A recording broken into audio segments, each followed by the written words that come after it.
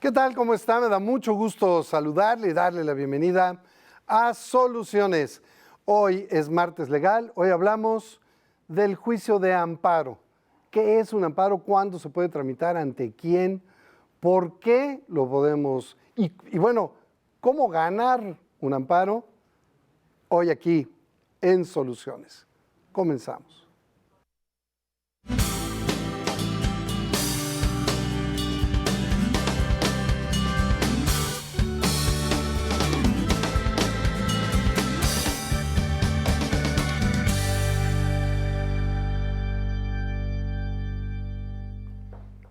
Antes de iniciar, ese crespón negro que usted ve en el extremo de su televisor es por nuestro compañero Armando López Vázquez. A nombre de nuestro director general, Víctor Hugo Cisneros Hernández, y de todas y todos los que aquí trabajamos, abrazamos a la familia de Armando, compañero nuestro de la delegación Veracruz, camarógrafo, editor, cantante, gran amigo y compañero que esta mañana ha fallecido. Este programa pues lo dedicamos con mucho cariño a la memoria de un hombre que nos dejó mucho en su trabajo, a querido Armando. Y en Soluciones hablamos de amparo, y para hablar de amparo hemos invitado a la abogada Saraí Cancela Correa. Bienvenida, Saraí, ¿cómo estás? Muchas gracias, Gracias por venir. Muy bien, aquí estamos. Todo el mundo se quiere amparar, todo el mundo, oye, que te vamos, me voy a amparar. Y lo escuchamos y lo escuchamos. Y creo que lo primero que no sabemos, y sabes, a mí no me gustan las obviedades, lo que no sabemos es que el amparo es un juicio.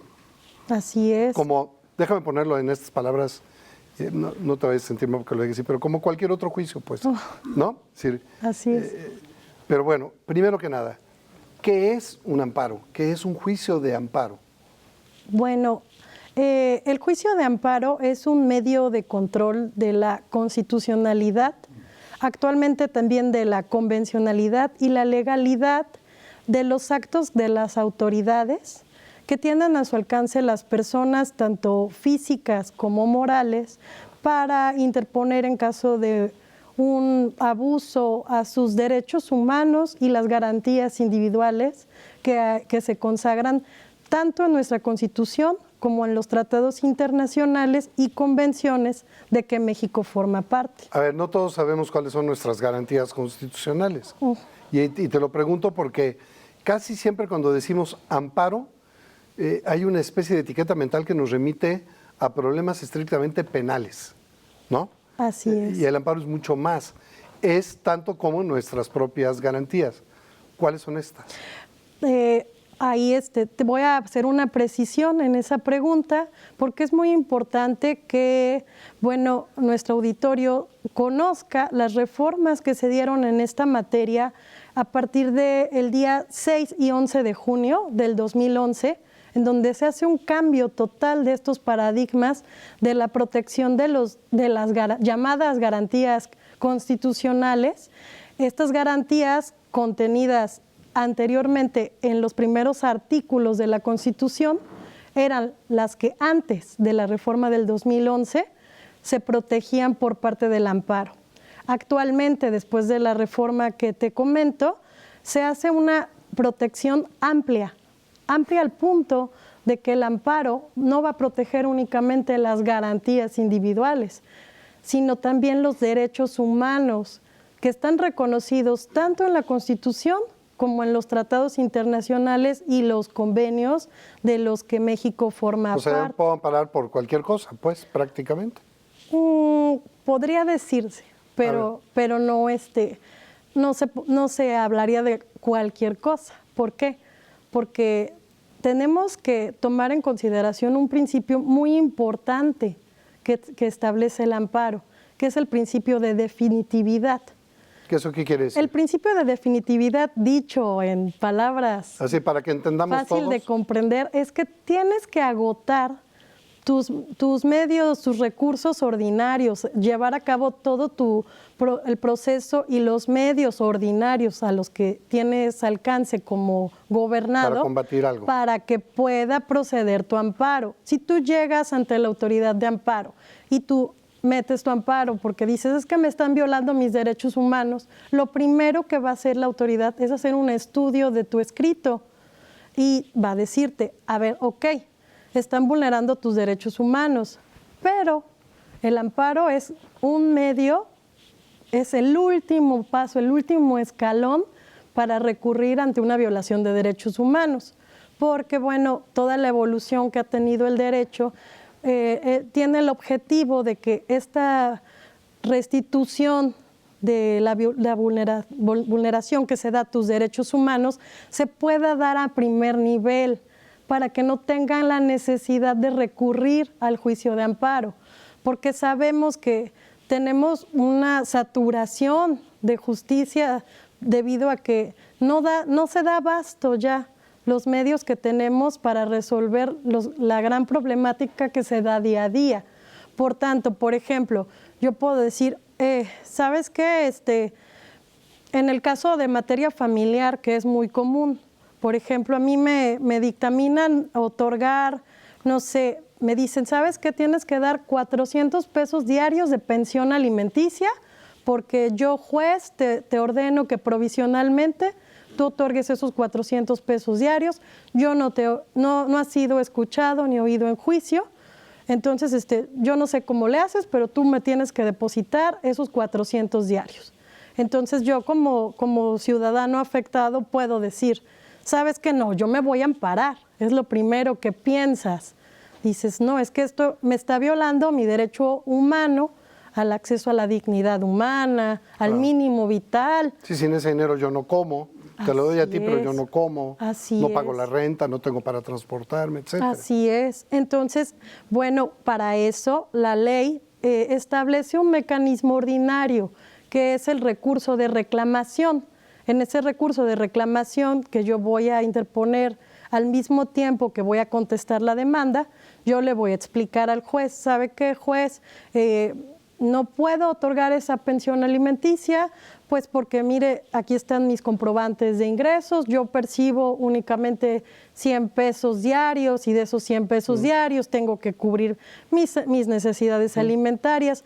Es importante que recordemos que todo lo que tiene que ver con el ejercicio de nuestros derechos humanos tiene que ser acreditado. Nuestro derecho mexicano se basa primordialmente en la prueba. Ok, a ver, entonces, para poder llegar ahí, ¿cuándo sí y cuándo no me puedo amparar? Una vez que has agotado las instancias correspondientes y que no te escucharon, ponme un ejemplo. Ahí, en ese mismo ejemplo, ya yo le dije al juez, le adjunté las pruebas y el juez me dijo, ¿sabes qué? No, te lo dejo igual, porque considero que eso es lo que tu familia necesita. Y ya, ahí se queda y tú tienes que depositar 400 pesos diarios. Entonces ahí, en ese momento, es cuando yo como ciudadano puedo acudir al juicio de amparo. Ahora sí, ya le digo al juez de amparo, que es el juez federal, ¿sabes qué? Yo ya agoté todos los recursos que la ley ordinaria dispone, ahora sí tienes que escucharme y tienes que restituirme en el goce de sus derechos. Amparos, a ver, ¿en qué materias? Básicamente hablaríamos de 5 tipos de amparos, A ver. si los pudiera yo resumir. Hablaríamos del amparo más común, el amparo libertad, el amparo que tutela la libertad de las personas. Para que no te detengan. Para que no te detengan, para que no... detenido, para que te suelten. Para que te liberen, para que no te torturen, todos los actos que ese está muy cándido. Bueno, el de la tortura incluso es un caso específico, es que es un tema... Si quieres lo abordamos ahorita, muy pero a ver, amplio, solo para enunciar primero, que nuestro auditorio tenga claro el abanico. El amparo libertad, que es el primero, el amparo contra leyes que sean inconstitucionales. Que tú sientas que te están afectando en tus, en tus intereses, pues. Así es, ahí también hay otro paréntesis. También tenemos el amparo contra sentencias, o resoluciones judiciales. Un cuarto, estaríamos hablando del amparo administrativo. Y un quinto amparo que también maneja el artículo 1 de la Ley de Amparo, que ha quedado en desuso, que es el amparo soberanía, que es un amparo que se interpone cuando las autoridades invaden esferas de competencia. Digo que ha quedado en desuso ya que actualmente la misma ley establece un procedimiento llamado acciones de inconstitucionalidad. Entonces, ese está, pues está ahí, pero ya no es, no se utiliza. Ya no se utiliza. Se recurre más a la acción de práctica. inconstitucionalidad. Así es. A ver, Saray, antes de entrar a una breve explicación de cada uno de estos 5, ¿ante quién se promueve un amparo? Ok. Bueno, para responderte esa pregunta, primeramente te tendría que explicar que hay 2 tipos de amparo. Okay. Tenemos el amparo indirecto o biinstancial. Mejor indirecto. Sí. Ok, es que es otro tema. Es que este tema es muy amplio. Muy rico. Y el amparo directo. Ya. El amparo indirecto se promueve ante los juzgados de distrito. Okay. Y el amparo directo ante los tribunales colegiados en cada materia. Hay administrativos, penales. El juez de distrito está aquí y el colegiado está acá, ¿no? Porque en el colegiado son todavía jueces, ya son magistrados. Bueno, depende de qué queramos hablar. En el tribunal colegiado son magistrados. Digamos que para interponer el amparo están en igualdad, porque no estaríamos más bien hablando de competencias. Pero es como un nivel diferente, ¿no? Bueno, cuando hablamos de un nivel diferente nos vamos a remitir a hablar de recursos, porque aparte en el amparo, en el indirecto, por eso se llama biinstancial, precisamente por eso se llama biinstancial, porque tiene 2 instancias.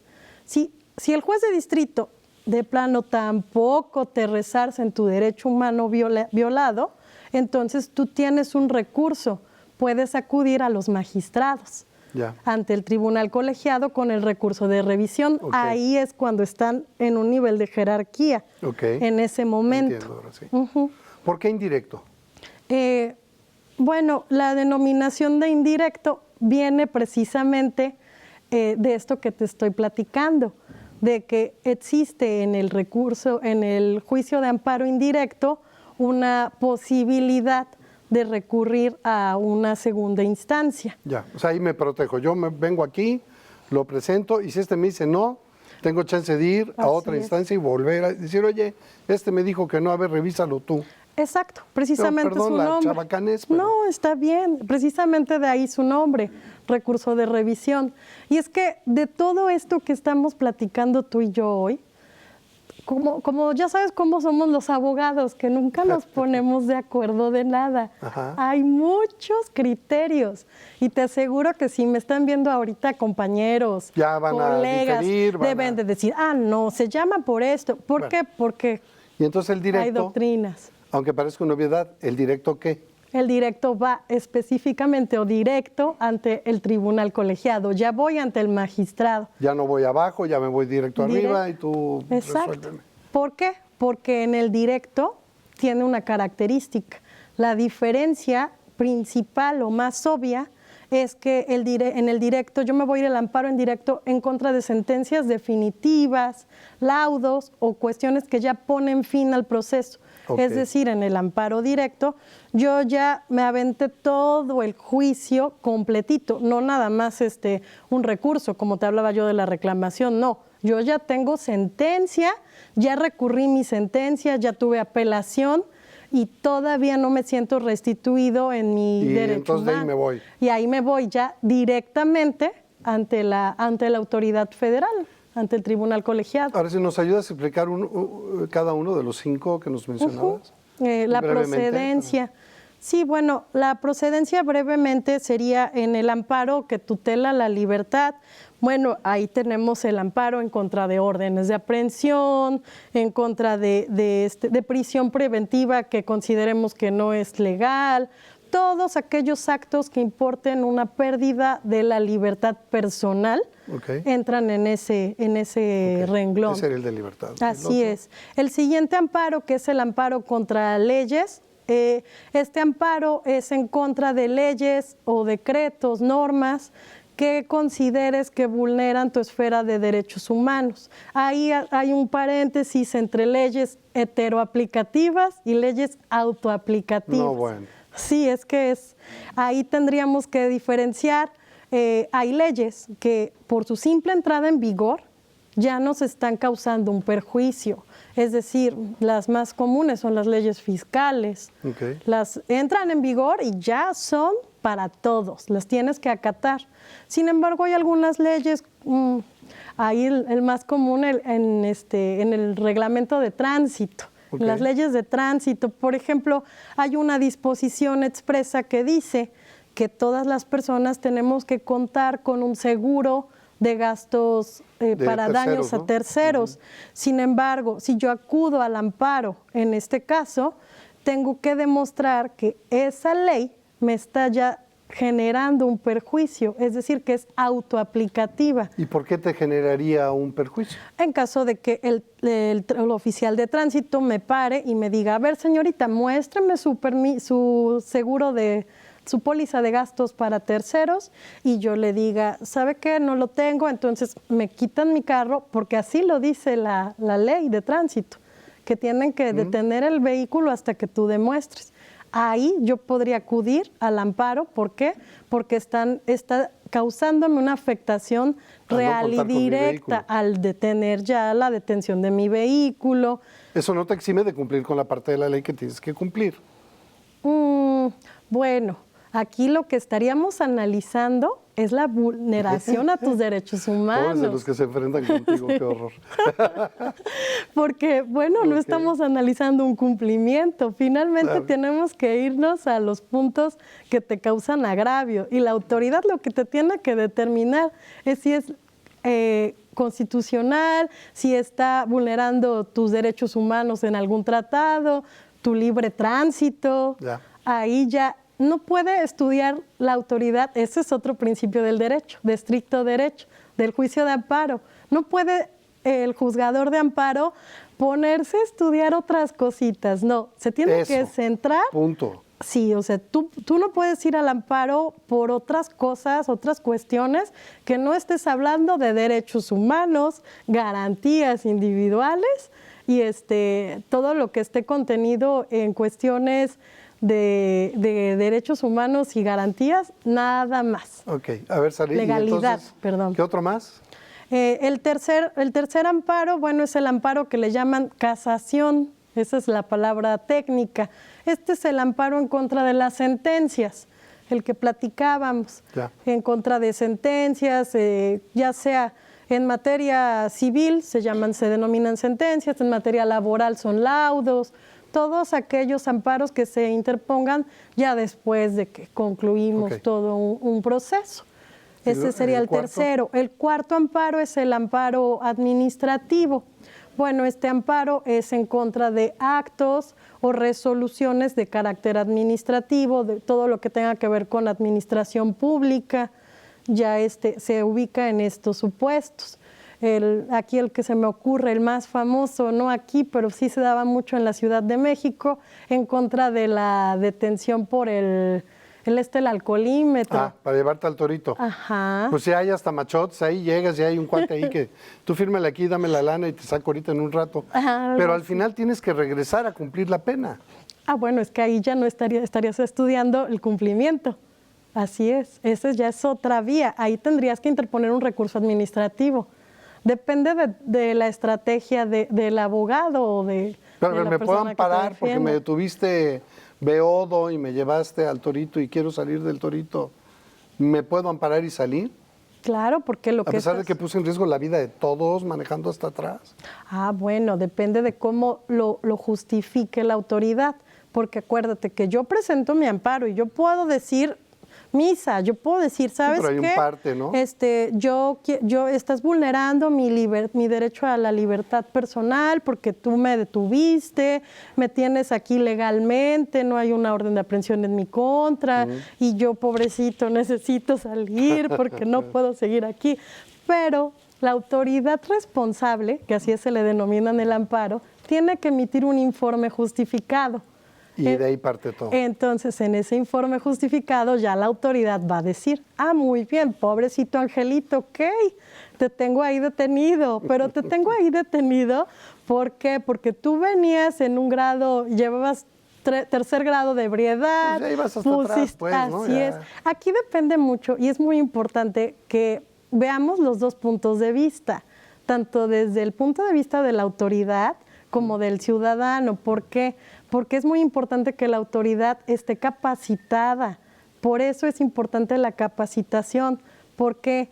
Porque cuando hacen estos actos, tienen que hacerlo de tal manera que puedan responder ante un amparo, por ejemplo, que ellos digan, a ver, ok, yo le hice un examen médico. Ese examen médico es importante que sea con tu autorización. ¿Qué hacen? Pues, oye, te voy a hacer a ver, fírmame aquí. ¿Me puedo negar a hacerlo? Claro, tú te puedes negar a hacerlo. ¿Pero eso no va en contra mía?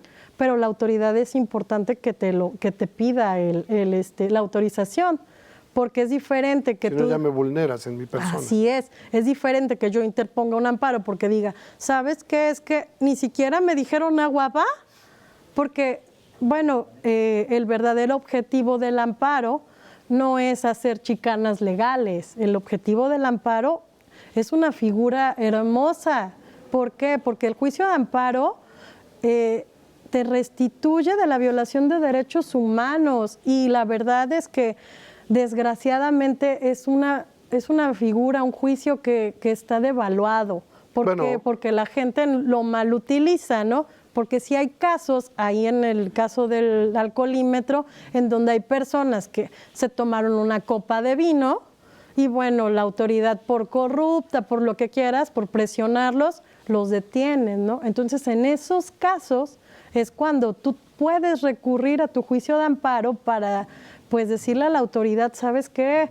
Vulneraron mis derechos humanos por esto, me maltrataron. ¿Por qué? Porque sí te pueden detener porque lleves estado de ebriedad, pero hay maneras de hacer Hay un protocolo que las autoridades deben de seguir. Así es. Ahora, pero es que también estarás de acuerdo conmigo, y por supuesto no quiero generalizar, yo a los abogados y abogadas todo mi respeto, como a los jueces y magistrados y ministros merecen todo mi respeto, pero como en todo grupo de la sociedad hay prácticas, hay de prácticas a prácticas. Así es. Y de repente el juicio de amparo, que yo también coincido contigo y suscribo, es una figura hermosa y que hemos protegido, que hemos ampliado en este país para que la autoridad no abuse de nosotros, pues también por muchos abogados es usado como un instrumento de impunidad.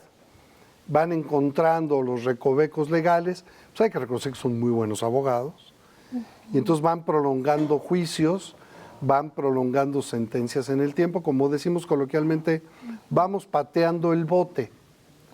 Y entonces de repente no siempre la justicia es pronta y expedita, pero no hay nada que hacer, porque mientras esté bien argumentado, pues no hay manera, ¿no? Al juez no le queda de otra mientras esté dentro del marco de la ley. Pues, hay más bronca del legislador que tendría que hacer algunas adecuaciones, porque el juez actúa con lo que tiene en la ley. Más que el legislador, yo soy de la opinión de que, bueno, aquí sí es importante desde la autoridad responsable. ¿Por qué?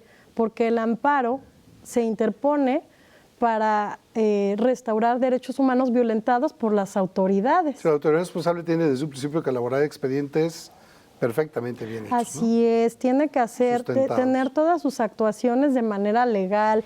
Fiscalía, hacer todo. Fiscalía la tiene muy difícil. Estoy tocando un tema que es muy delicado. ¿Por qué? Porque juzgamos mucho a Fiscalía. Fiscalía es una de las entidades que más tiene críticas, que porque es que pero no es tiene posible. La chamba más dura. Así es, porque tienen que hacerlo todo siguiendo el protocolo de actuación que establece precisamente la Suprema Corte de Justicia.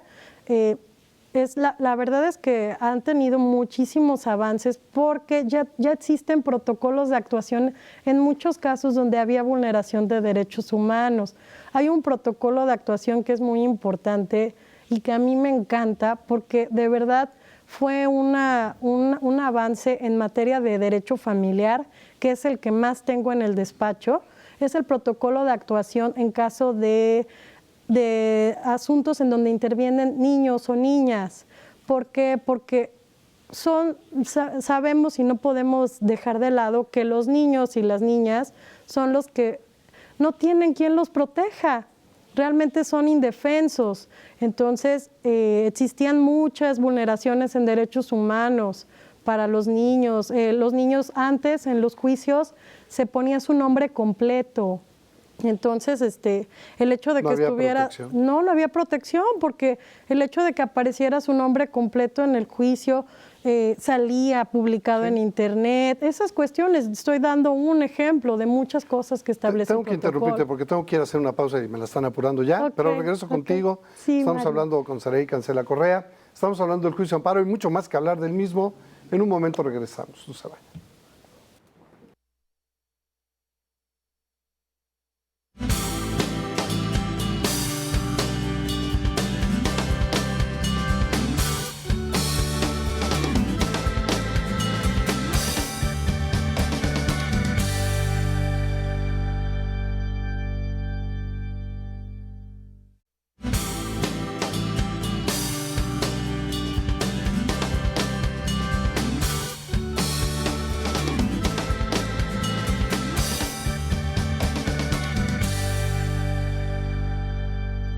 Gracias por continuar con nosotros en Soluciones. Estamos hablando del juicio de amparo con la abogada Saraí Cancela Correa. Saraí, te interrumpí, estabas terminando de hablarnos de estas violaciones, pero yo quisiera entrarle, si tú me lo permites, a este planteamiento. Con esta reforma de la que nos hablabas, donde se amplía el juicio de amparo y ya no son solo las garantías, ahora son también los derechos humanos, eso también es muy amplio, es decir, ¿contra qué me puedo amparar? Hablando de derechos humanos, ¿contra qué? Bueno, el derecho humano a la libertad personal. Pongámonos en algo más común, una acción de gobierno, no sé. Hoy vinieron y pavimentaron, perdóname si pongo ese ejemplo, la mitad de mi calle, fíjate que justo a 2 metros de donde yo vivo, esa parte ya no la pavimentaron. Y lo considero un daño porque a mí me afecta en la salud, en el transporte, en no sé qué. ¿Me puedo amparar? ¿Están violándome un derecho humano? Primero tendrías que recurrir a la vía administrativa. Me quejo primero. Al derecho de petición, tendrías que hacer tu petición como ciudadano ante la entidad pública correspondiente para efecto de que te responda por qué no pavimentó ese. Por ejemplo, en el caso de que me estás hablando, lo más seguro que va a hacer la autoridad responsable es decirte, ok, yo te pavimento ese pedacito, pero ¿sabes qué? Te ofrezco el servicio, pero tú tienes que pagar una cantidad determinada. ¿Pero no es obligación del ayuntamiento? Ahí se amparan con sus reglamentos internos, en donde ellos están obligados a prestar el servicio hasta ciertos límites. Ellos tienen que prestar ese servicio siempre de acuerdo a sus presupuestos que ya estén autorizados y siempre van a encontrar alguna salida legal. Me refiero a siempre cuando haya capacitación de parte de la autoridad responsable, vas a ver cómo responderte o cómo subsanar esa omisión. Puede ser que subsanen la omisión, que te digan, ¿sabes qué? Sí te pavimento ese pedazo, te voy a solucionar tu problema, y ante la solución del problema se acaba la materia del juicio de amparo, ¿no? Entonces es lo que se busca, resolver antes de tener que acudir al amparo en las vías ordinarias el problema que te estén planteando. Y si en caso de que no se resuelva y no tenga petición, respuesta favorable a mi petición, pudiera, dije pudiera, porque habría todavía que analizar el caso, sí, buscar un amparo. Así es, ahí ¿no? En ese caso se pudiera recurrir al amparo. Ahí sí hay definitividad. Es importante, ahí sí hay definitividad. Es importante que dejemos claro que cada caso concreto tiene que ser estudiado muy minuciosamente. Es lo primerito que va a hacer la autoridad de amparo. Al conocer del juicio de amparo, va a estudiar, lo primero que estudia es que, porque la legitimidad le llaman. la legitimidad y el interés real que tú tengas, es decir, que haya de verdad un interés real y directo en promover ese amparo. Hay ciertos derechos, como el que tú mencionas, que son derechos de la colectividad, por ejemplo, el derecho al medio ambiente sano, y en ese caso, la autoridad de amparo no te va a exigir que tengas, por ejemplo, un poder que te acredite como representante de la colonia. Te va a decir, muy bien, este es un derecho colectivo, el derecho a un medio ambiente sano, por ejemplo, y por tanto lo único que yo te voy a pedir es que tú me muestres un comprobante de residencia en donde tú me demuestres que efectivamente habitas en la colonia donde estamos, la autoridad está vulnerando tu derecho, y ahí en ese caso te admiten el amparo por un interés legítimo únicamente. Pero sí tienen que ser muy minuciosos al momento de que pues, el abogado redacta tu amparo para efecto de que no sea desechado por falta de un interés, que tú no acredites tener un interés real. ¿Qué pasa si tengo un bien que estoy pagando a crédito, cualquiera que sea, un coche, un departamento, una casita de interés social, etcétera, que por alguna razón dejé de pagar, y luego resulta que me entero que ya traía yo un juicio, y luego me entero que resulta que ese juicio ya lo perdí, y luego resulta que me entero que me lo van a rematar? ¿Me puedo amparar? Claro. En ese caso, si tú le demuestras a la autoridad, por ejemplo, aquí con la prueba idónea, ¿sabes que estaba yo viendo el periódico y de repente me encontré con el edicto de que ya van a rematar mi propiedad? En ese caso, ¿qué hago? Acudo de inmediato al amparo y recurro a una figura de la que no hemos hablado y que es muy importante, la suspensión del acto reclamado. Okay. Hemos escuchado muchas veces que dicen, es que ya anda amparado. Es que anda amparado, y tú te imaginas, dices, carajo, no hay Traigo un escudo de inmunidad. Sí, ¿no? O sea, vaya, no me pueden hacer nada. A eso se refiere precisamente, a esa figura de la que te hablo, a la suspensión del acto reclamado. Es decir, eso que se iba a hacer, que era el remate que mencionas, así es, no se hace. Lo detengo. En tanto. Lo detengo, ¿sabes qué? Vamos a dejarlo todo en stand-by, hasta en tanto no estudiemos todo lo que nos está manifestando esta persona en sus agravios. Ahí la parte más importante de un amparo son los agravios, en donde vas a detallar qué derechos humanos se están violentando en tu contra, el derecho al debido proceso en este caso, y por qué. Tú tienes que ser muy específico. El amparo, para que tenga efectos reales en tus agravios, tú tienes que decirles, ¿sabes qué? Me vulneras mi derecho al debido proceso, y tienes que decir ¿por qué? ¿Por qué razón me estás vulnerando el derecho al debido proceso? ¿Por qué? Porque yo tenía derecho a ser oído y vencido ante los tribunales, y tienes que ponerle también en qué artículos constitucionales o en qué tratado internacional, en su caso, se encuentra contenido la violación a ese derecho. En este caso, el 14 y el 16 constitucional, que contemplan las garantías de legalidad que tiene la autoridad, y el que siempre vulneran las autoridades, ya queda como formato entero de todos los amparos, pues el derecho de fundar y motivar. La autoridad tiene que fundar y motivar tu derecho de legalidad. Siempre lo vulneran. Desgraciadamente, bueno, decir siempre suena demasiado exagerado, pero desgraciadamente las autoridades, pocas son las que en verdad saben el significado real de fundar y motivar. Son dos palabras. Se refiere a que tienes que decirme en qué precepto legal se encuentra fundar, decir en base al artículo, no sé, 27 constitucional, del Código Civil, el que tú quieras. Yo estoy facultado para hacer esto y lo hago por esta razón. Tienen que decir por qué motivo. ¿Sabes qué? Yo considero, por ejemplo, que tú sí fuiste notificado a juicio porque, mira, aquí tengo una actuación judicial en donde consta que tú estás recibiendo, que te identificas con tu credencial de elector, número tal. Yo mandé a investigar en el INE, mandé un oficio al INE en donde me informan que efectivamente este es tu número de credencial de elector. Por tanto, aquí estás debidamente notificado y ahí se acaba tu amparo, ¿no? Porque ahí están demostrando. Pero desgraciadamente, desde ese punto que indicas, la autoridad no revisa, tiene la obligación, porque es una obligación que tiene la autoridad, de oficio. ¿Qué me refiero con de oficio? No tienes por qué pedírselo, tiene que hacerlo. Tiene que hacerlo, sí. De revisar el primer acto procesal, el más importante, notificarte, darte de conocimiento que tienes una demanda y no lo hacen.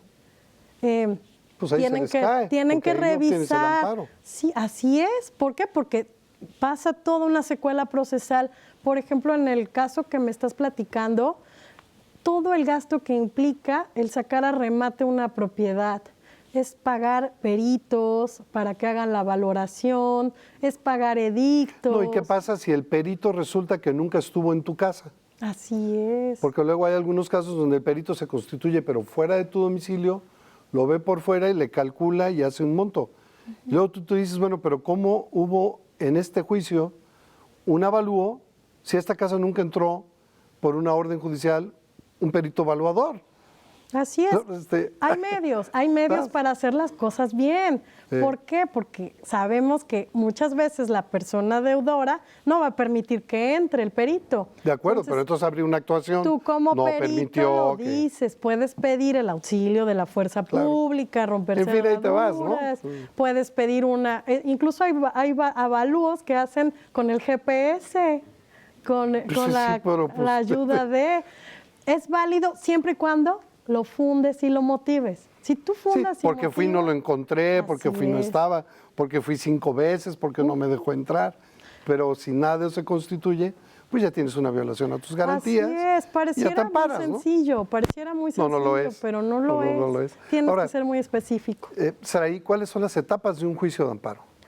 Bueno, etapas como tal, no lo podríamos llamar. Si yo llego, pido un amparo y... Es como el trámite que se le da. Hemos todos escuchado que me das una suspensión provisional y luego que me das una definitiva y luego que nos vamos a una audiencia constitucional. ¿Nos puedes platicar? Más o menos en amplios rasgos, bueno, estaríamos hablando de que presentas la demanda de amparo y lo primero que va a hacer el juzgador es estudiarla, ver que cumpla con todos los requisitos y formalidades del juicio de amparo. Es decir, que tenga tu nombre completo, si hay terceros interesados, se les llama ahora, su nombre completo, su domicilio, que esté el nombre de la autoridad responsable, que tengas, por ejemplo, el número de copias que tienes que acompañar a tu demanda de amparo, es lo primerito que va a hacer la autoridad.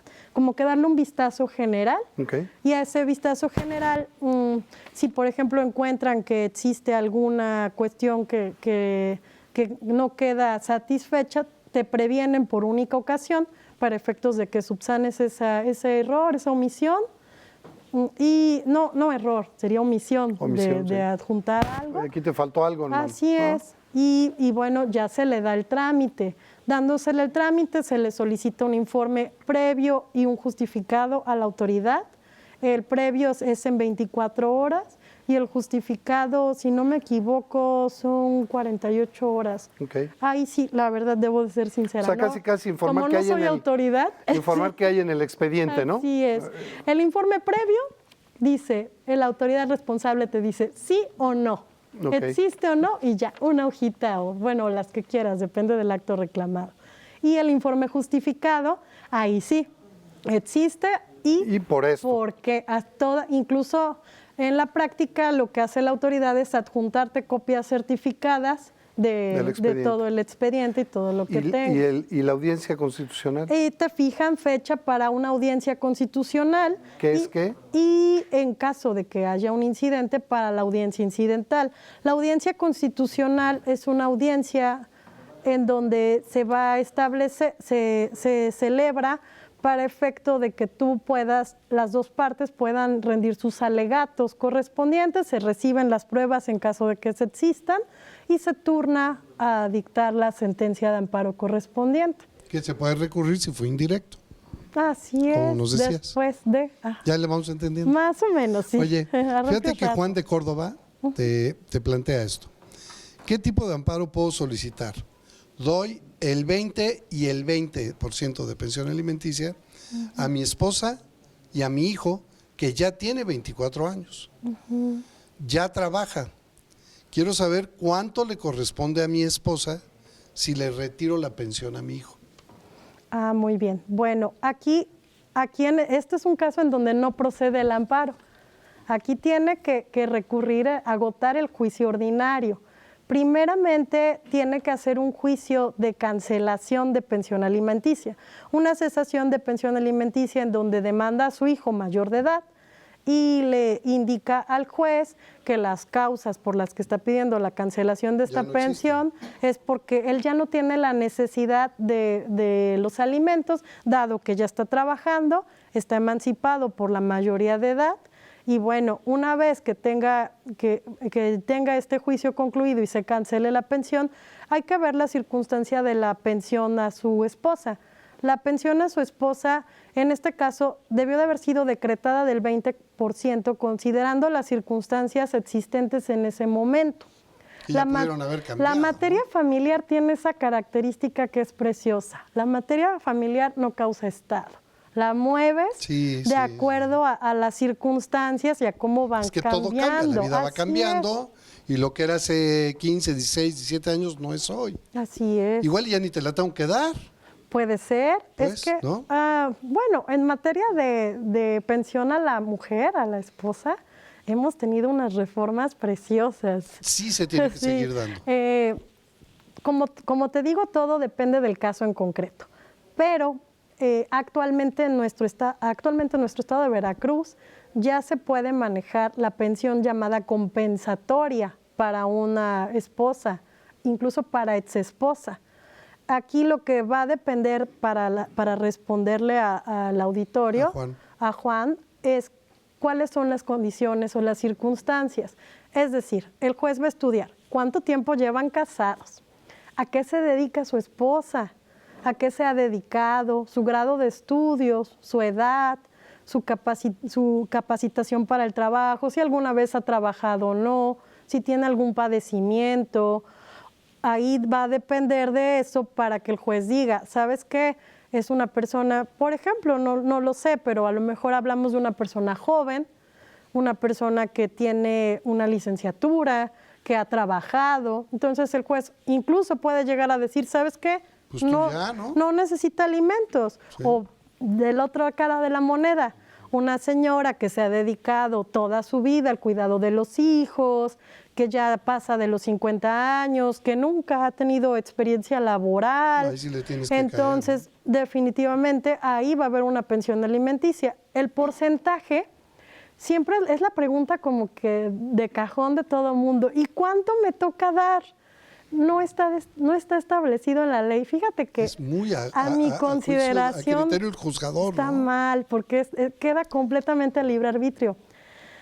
Entre comillas, porque me van a decir mis compañeros jueces que no es a libre arbitrio, que ellos estudian las condiciones de acuerdo, y lo que tú les pongas. Pero la ley no dice, en esta condición tanto, en esta otra tanto. No. Luego entonces es criterio del juzgador. Es criterio. Sí, basado en el... Yo no digo que no lo estudien, pero finalmente es su criterio. Así es. A la luz de los hechos. Así es. ¿No? Entonces ahí sí no queda establecido. Normalmente a la esposa le están dando el 15%. Ya. El 20% me suena a que hubo un convenio, a que él hizo un convenio, porque es como que lo que siempre fijan. Y a veces queda también 20% porque prueban alguna necesidad especial, por ejemplo, que tiene un padecimiento y lleva un tratamiento. Entonces, en base a esas circunstancias es que se va a determinar. Okay. Entonces, en este caso no proceden los amparos. Aquí no procede, hay que agotar la vía ordinaria y si en caso de que ninguno de las instancias le haga la cancelación de la pensión y el reajuste, ahí sí, ya una vez agotado el principio de definitividad del que te hablaba, puede acudir al juicio de amparo. De lo contrario, pues lo sobresee. Si él hace su escrito al juez para la cesación de la pensión y llevas a cabo ese juicio de cesación y el juez dice, no, ni más, tú le sigues pagando a los dos el 20 y 20 y sientes que te vulnera, ahí sí ya puedo pedir el amparo. Te falta un paso. Ay, sí, ¿Cuál? te falta un paso. ¿Cuál? Ya Dinos. tengo la sentencia, entonces tampoco ¿La me tengo hizo que caso. recurrir? Me la recurro. Primero, me claro. voy a la apelación, los Y si en la magistrados apelación me la locales, niegan, y te dicen tampoco, ahí sí me voy al amparo directo. ahí ya hay definitividad. Ahí es, así es. Si pierdo la apelación ya tengo definitividad. Así es. Ahora sí ya puedo ir a pedir el amparo. Así es. Va a estar medio canijo que proceda, pero bueno, ya lo puedo pedir. Puede ser, ¿por qué no? Pues vaya, aquí es cuestión de que ¿De qué abogado tienes? A ver, ¿por qué juzgado te toca? No, bueno, deja de dejarlo en qué abogado tienes. Muy bien. Hemos estado platicando casi una hora del juicio de amparo y me encanta tu entusiasmo al hablar de la materia. Ay, sí, es que me apasiona. Y aprecio mucho la luz de tus conocimientos hoy. Pero a mí me sigue moviendo algo, es decir, tenemos una gran figura jurídica de protección a nuestros derechos y sin embargo tenemos dos problemas, creo yo. A ver si tú los compartes. Uno, no tenemos las y los ciudadanos toda la información acerca de lo que un amparo puede hacer por nosotros. Insisto en lo que dije al principio, siempre creemos que es un tema penal y luego entonces, no, se nos antoja como algo muy complejo, muy difícil, muy oscuro, muy laberíntico, cuando no lo es todo lo contrario. Pero dos, y más importante, ¿cómo una figura tan importante de nuestro derecho, de la que además somos tan orgullosos los mexicanos de tenerla, Claro. puede estar tan lejos del alcance de las mexicanas y los mexicanos?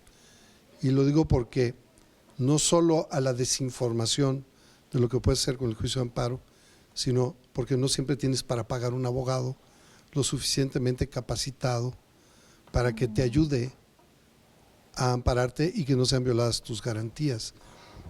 Me parece que hay mucho que hacer en ese sentido. Sí, así es, tienes mucha razón. Desgraciadamente, incluso nuestros organismos de defensa públicos, las defensorías de oficio, entre sus requisitos es que las personas sean de escasos recursos, no atienden a cualquier población y pues no, debido a su carga de trabajo, no pueden darle la misma atención que le daría un abogado particular y sobre todo especialista en el tema. Es que es el asunto, sí. ¿no? Aquí lo que es muy importante y que podría yo rescatar para efecto de no ser tan negativos es que es importante que los ciudadanos le echemos una leída, aunque sea la Constitución. Mínimo. Lo que acabas de pedir. Porque no, es que o sea, en serio, ahí está todo. ¿Me vas a hacer que deje el Facebook 10 minutos por leer la Constitución? Tantito. ¿Cómo crees? Así es. ¿No? La Suprema Corte de Justicia de la Nación, le echo muchas porras porque de verdad que tienen tantos instrumentos, se encuentran en redes sociales, están en Facebook, están en Twitter y tienen muchas herramientas abiertas al público en general. Desgraciadamente, aunque le dan difusión, no llega al público que debería llegar, pero actualmente estoy cursando 2 cursos en línea que estaban abiertos, o estuvieron en su momento abiertas las inscripciones al público en general y que aunque están enfocados al estudio del derecho uno y de la psicología el otro, sí son alcanzables para el resto de la ciudadanía. ¿Por qué? Porque yo llevo, la verdad no voy a presumir, llevo 2 clases apenas porque el tiempo no lo permite, pero he visto los videos y están muy didácticos, te van explicando tus derechos, los derechos de los niños, te van dando como que las pautas a seguir. La Suprema Corte de Justicia cada semana también publica las jurisprudencias y las tesis que a las que llegan después de sus reuniones, lo hace de manera muy entendible al alcance del público en general y con palabras que pues todo mundo conocemos. Es importante que pues también nosotros como ciudadanos, tanto autoridad como ciudadanos normales, vaya ya aquí en nuestra esfera de derechos, conozcamos estos derechos y pues nos interesemos en conocer más allá de lo que luego creemos, ¿no? La verdad es que, por ejemplo, tenemos un nuevo cambio radical, el del divorcio que ya no te exige acreditar causales. Y esa tesis he visto que la comparten mucho en redes sociales, les llama la atención y la comparten. Entonces, empezar poco a poco y bueno, tratar de conocer más de lo que tenemos derecho, ¿no? Como ciudadanos. Mira, está llegándonos un WhatsApp. Bueno, hay varios, a ver, déjame, me quito los lentes porque yo de cerca nomás no puedo. A ver, tenemos 2 minutos, ayúdame. Ok. Por ejemplo, en el caso de la saxofonista de Oaxaca, está la que le derramaron así. El presunto autor intelectual se ampara y fácil se lo otorgan, siendo que no es en contra de sus derechos.